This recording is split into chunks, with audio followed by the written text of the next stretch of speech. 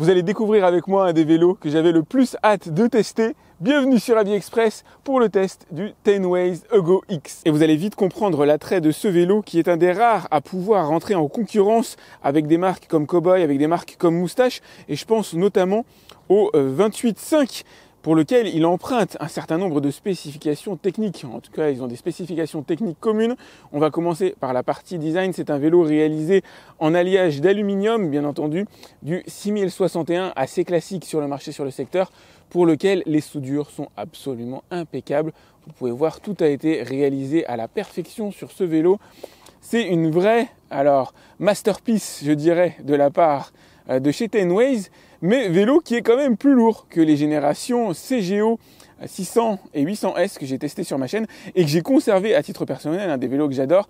Par contre, celui-là répond à des objectifs totalement différents. Il pèse 27 kg, donc ça va être proche, ça va être équivalent à ce qu'on va trouver par exemple chez Moustache avec le fameux 28.5. Ça tranche par contre avec les générations CGO qui, elles, pesaient entre 16 et 19 kg. On n'est plus du tout dans le même type de vélo, mais en même temps, ça se comprend. Une des différences majeures avec les autres générations, les autres versions des vélos signés Tenways, c'est la présence d'un dérailleur. Dérailleur Deore de chez Shimano. Le Deore, c'est le milieu de gamme que vous avez chez Shimano.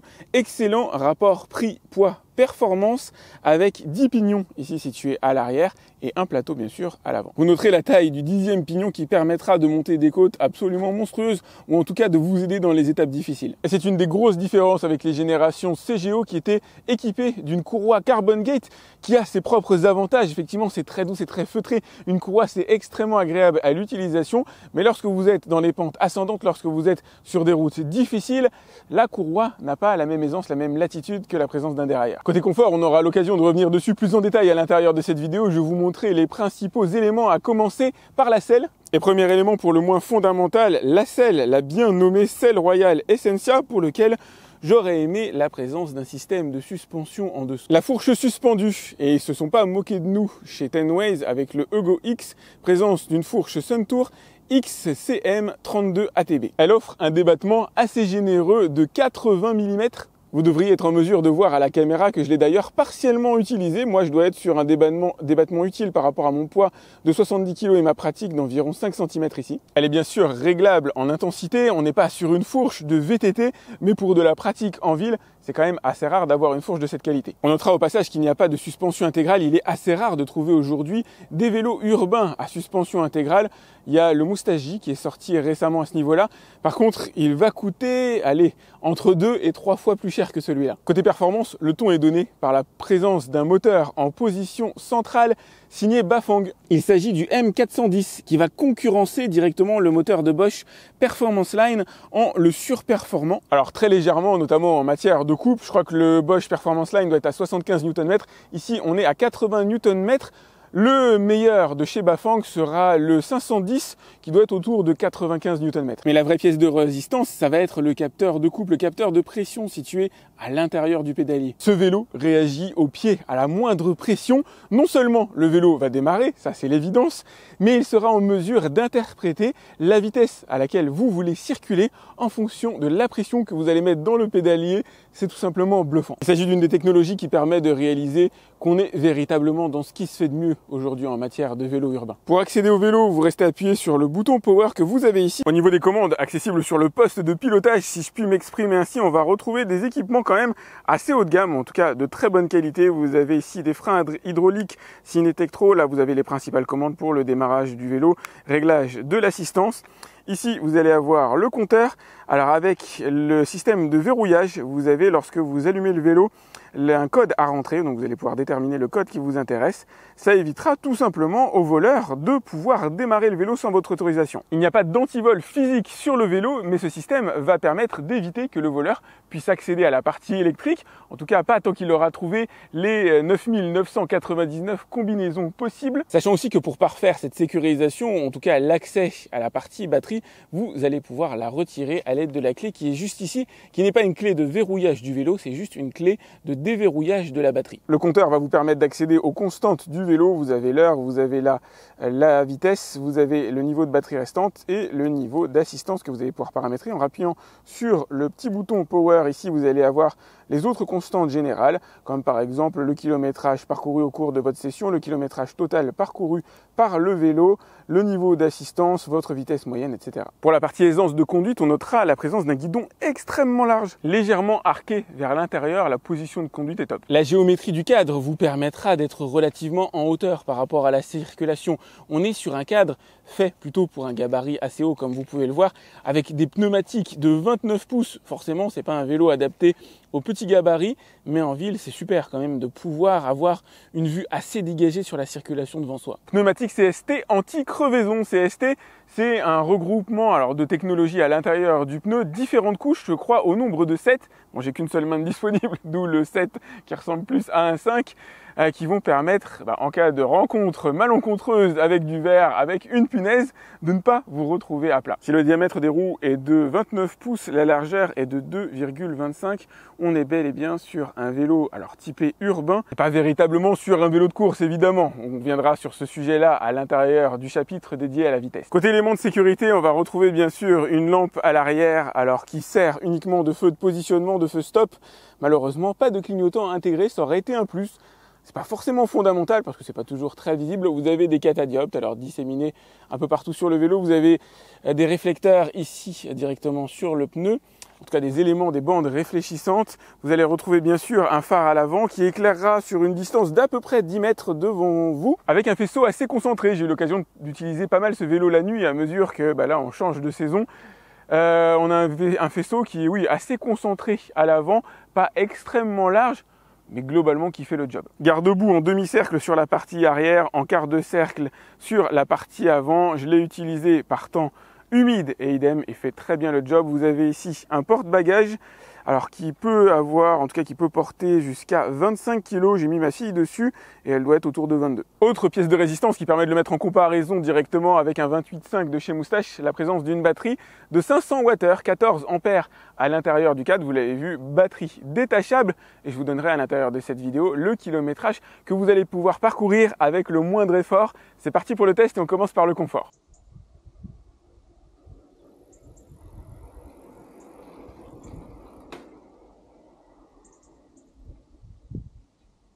Comme d'habitude, je vous propose de commencer cette vidéo en évoquant le chapitre du confort. Et le confort, c'est simple, comme un capteur de pression bien paramétré. Le capteur de pression se trouve au niveau du pédalier. Alors là, vous ne le voyez pas forcément de ce côté-là. Il sera peut-être un peu plus visible de l'autre côté avec le moteur. Enfin, le capteur, lui, est intégré.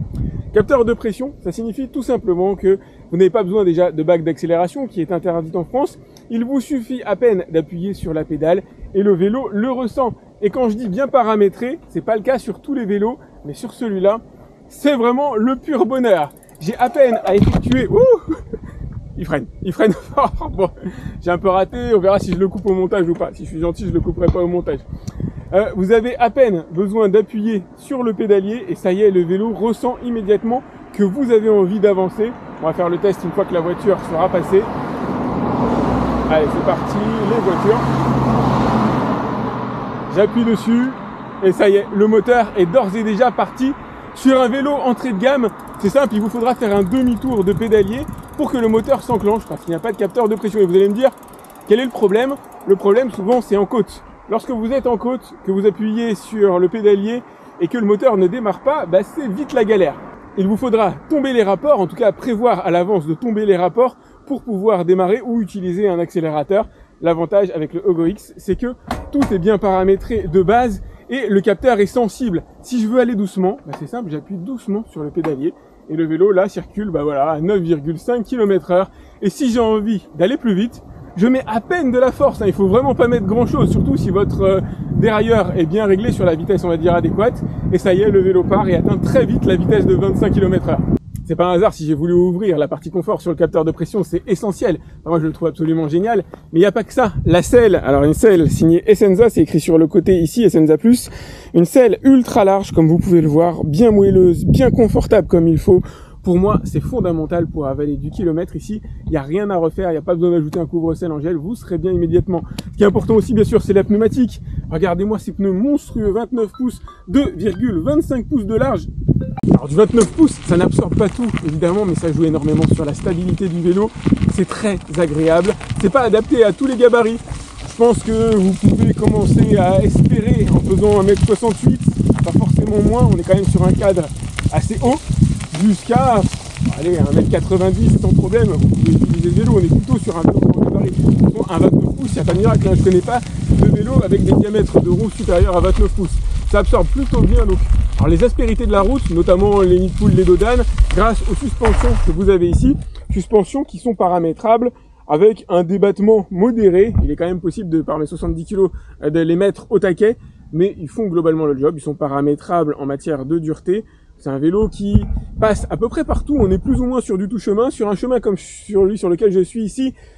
Vous sentez quand même les vibrations, il n'y a pas de miracle, hein. C'est pas un fat bike, on n'a pas des roues, même si elles ont une certaine largeur, elles ont une certaine absorption, on n'est pas non plus sur des vélos intégralement suspendus avec des pneus monstrueux, c'est pas ça l'idée, on est quand même sur un vélo de ville, un vélo de route, sur lequel vous aurez une position, alors pas dos droit, vous serez sensiblement sur les appuis en avant, mais pas trop.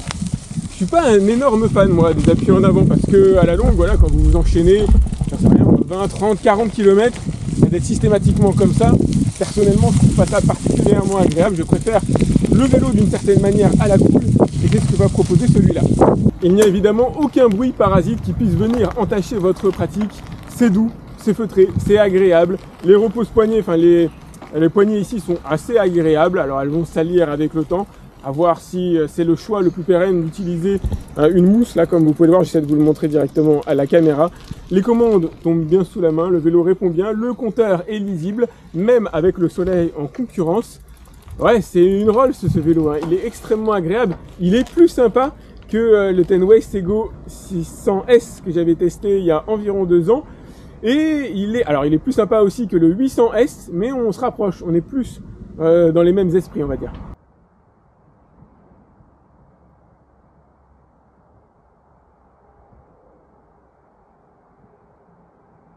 Allez, on va évoquer la partie moteur. C'est une des parties les plus intéressantes à l'intérieur de cette vidéo. Il se passe énormément de choses au niveau du moteur Bafang 1410 que vous avez ici, milieu de gamme, on va dire, de la marque. Milieu haut de gamme, on est quand même sur du 80 Nm de couple à opposer aux 95 Nm je crois d'un 510, donc on est quand même pas si éloigné que ça. Moteur qui avance, c'est clair, mais avec une bonne programmation derrière, on a un contrôleur qui permet alors déjà de capter la pression que vous allez avoir, que vous allez mettre dans le pédalier de manière extrêmement fine. Si vous voulez aller tout doucement avec ce vélo, c'est totalement possible. Si vous voulez aller plus vite, alors on est quand même sur un 250 watts qui respecte la réglementation française. Le vélo va pas vous faire décoller, mais vous ressentez la puissance, vous ressentez l'accélération, la force du moteur au bout d'une seconde. La première seconde, elle est dédiée à vous faire démarrer. Elle n'est pas dédiée à vous faire prendre un gros mouvement de recul. Elle est dédiée à vous faire démarrer et après ça monte crescendo. Si vous appuyez fort sur la pédale, le moteur comprendra la sollicitation forte et du coup donnera tout son couple immédiatement et ça c'est cool. D'autant que le vélo démarre immédiatement lorsque vous émettez la moindre pression sur la pédale. Ça aussi c'est génial. Il n'y a pas de quart de tour à faire, de demi-tour, de quoi que ce soit. Dès lors que vous appuyez sur la pédale, le vélo démarre et c'est véritablement un pur bonheur. Qu'en est-il de la vitesse? L'idée ici c'est de respecter encore une fois la réglementation française. Le vélo est donc limité en assistance à 25 km/h. Pour être précis, il décrochera à 26 km/h au niveau du cadran, qui n'est pas la vitesse contrôlée au GPS. Il y a 0,7 km/h d'écart entre ce qui est écrit sur le cadran et sur la contrôle GPS. Donc le moteur décrochera à 25,3 km/h, en tout cas sur le modèle que j'ai. Il décrochera à 25,3 km/h réel, ce qui est normal, on va dire, pour respecter la réglementation. Au-delà, vous allez donc devoir pédaler. C'est vos jambes qui prendront le lait. En dessous, vous avez le moteur disponible plein pot jusqu'à ces fameux 25,3 km/h. Et croyez-moi, ça envoie bien.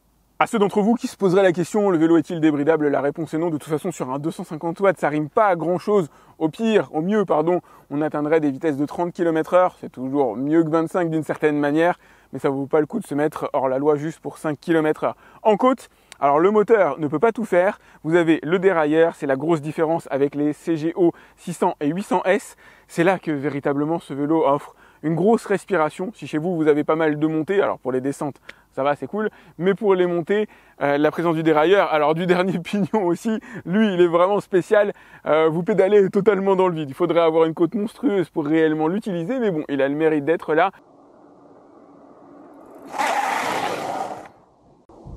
Pour un vélo haut de gamme, il fallait un freinage haut de gamme et c'est le cas sur ce Tenways Ego X. On va bien sûr retrouver des freins à disque hydrauliques, disques situés à l'arrière et à l'avant du vélo. Il s'agit de disques de 16 cm, de 160 mm. Et alors je vous le dis à chaque fois, le freinage hydraulique, c'est juste génial. Si vous ne connaissez pas, vous allez adorer. À peine une petite pression à mettre, il n'y a pas besoin de mettre de force comme on pourrait l'avoir sur du mécanique, à peine une petite pression et ça y est, le freinage s'enclenche. Vous pressez un tout petit peu plus et vous pouvez obtenir la pleine puissance. C'est idéal dans les conditions difficiles et c'est agréable dans les conditions faciles. C'est vraiment le freinage à recommander au possible. Mais forcément, on est ici dans un niveau assez haut de gamme et des performances qui sont plutôt correctes. Pas les meilleures que j'ai vues quand même jusqu'ici. Je suis passé de la vitesse de 25 km/h à 0 en un tout petit peu plus de 4 mètres. Voilà, il aurait fallu faire 4 mètres ou un petit peu moins de 4 mètres pour être véritablement au top. Ça se joue à des virgules. Vous l'avez peut-être vu ou entendu, il est possible de faire déraper la roue arrière. Si on freine fort, forcément, la mâchoire bloque le disque et la roue arrière se bloque. La roue avant, j'ai freiné fort, je l'ai pas bloqué. Donc ça, c'est plutôt bon signe. Tout a été bien réglé en usine.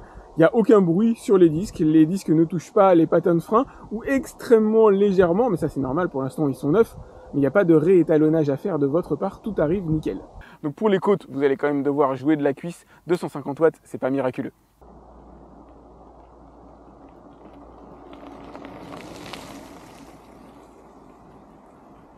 Parlons maintenant de l'autonomie et ce vélo est une perle dans son genre. C'est pas la plus grosse autonomie qui est sur le marché, mais elle est quand même assez excellente. Vous avez une batterie située à l'intérieur du cadre et amovible bien sûr, de 500 Wh de 14 ampères qui va vous permettre de parcourir en réel 70 km sans effectuer le moindre effort. Chargé à fond, déchargé à fond, vous pouvez parcourir 70 km. Quand je dis le moindre effort, c'est juste suffisamment pour dire au moteur merci de me propulser à 25 km/h, ce qui avec la vitesse bien réglée se fait réellement sans émettre le moindre effort sur la cuisse. Ça, c'est top. J'ai pas grand chose à lui demander de plus. On aurait pu aimer une batterie de plus grande capacité, ce qui aurait mécaniquement augmenté le coût du vélo. 70 km, c'est bien. Ça permet, à mon avis, de pallier à peu près toutes les situations que vous pouvez rencontrer.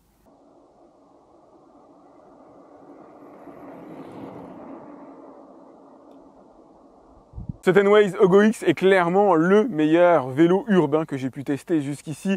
Il remplit à peu près tous les critères en matière de confort. Seule chose que j'ai à lui opposer, alors on n'a pas de cadre totalement suspendu, mais ce serait beaucoup plus cher que ça. Peut-être une selle suspendue, ça aurait pu être un léger plus, mais on est très bien sur ce vélo. On est situé en position haute, la selle est agréable, la position de conduite est agréable. Les suspensions à l'avant font bien le job, elles vont même au-delà de ce qu'on peut attendre d'un vélo urbain aujourd'hui. Le cadre est rigide, tout a été bien assemblé, il n'y a pas la moindre vibration, il n'y a pas le moindre réglage à effectuer, ça sort d'usine, c'est véritablement nickel. Le moteur est aussi une perle. Alors déjà, Bafang, c'est une grande marque asiatique, une grande marque chinoise que vous ne connaissez peut-être pas, mais on va dire c'est la référence dans le domaine qui va concurrencer Bosch avec un moteur ici milieu de gamme avec quand même un gros couple à la clé de 80 Nm qui respecte la réglementation française sur la puissance, les 250 watts, sur la vitesse de pointe, les 25 km/h, mais qui réagit super bien lorsque vous appuyez à peine dessus. Vous avez immédiatement le couple qui se met en jeu, enfin immédiatement, non, au bout d'une seconde, vous avez d'abord cette phase d'accélération relativement souple, mais ensuite vous avez la sensation de couple, vous avez le moteur qui réellement vous tracte. Si vous en avez envie, vous pouvez régler bien sûr les paramètres en utilisant les différents niveaux d'assistance que vous avez accessibles sur le compteur. Mais c'est jouissif. Le fait d'avoir à ce point un capteur qui correspond, on a presque l'impression qu'il y a une lecture dans l'esprit de ce que vous avez, de mon intention en fait. Il a fallu que je tombe en rate de batterie en pleine conclusion et je parle de la batterie de ma caméra, pas de la batterie du vélo.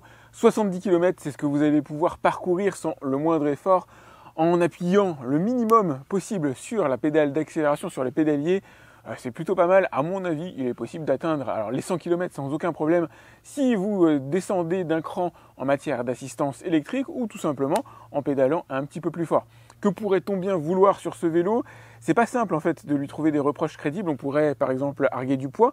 27 kg, effectivement, intrinsèquement, c'est assez lourd, mais par rapport à la concurrence directe, on est dans des ordres de poids assez équivalents. On pourrait lui taxer de ne pas aller au-delà de 25 km/h. Mais idem, on respecte les clous de la réglementation française, donc forcément il y a un prix à payer d'une certaine manière. On pourrait vouloir éventuellement des clignotants à l'arrière en se demandant si réellement c'est bien utile. le vélo est globalement très bien conçu. Ah si, peut-être une meilleure accessibilité aux personnes de moins de 1,68 m. Toujours est-il que ce vélo-là, je vais le garder pour moi. N'hésitez pas à liker cette vidéo, c'est important pour moi. Pensez à vous abonner à ma chaîne si ce n'est pas déjà fait. Vous avez le lien pour voir son tarif directement en bas dans la description de cette vidéo. Allez faire un tour, regardez combien il coûte à l'heure actuelle. Faites des comparaisons par rapport à ce que vous allez trouver sur le marché français notamment. Encore une fois, ça vaut le coup d'aller jeter un petit coup d'œil en rapport qualité-prix sur prestations équivalentes. C'est probablement le mieux pricé disponible à l'heure actuelle sur le marché. En tout cas, vous pouvez me faire des retours dans les commentaires. Donc pensez à liker cette vidéo, à me laisser un message et moi je vous dis à très vite pour un autre test sur AviExpress. Salut!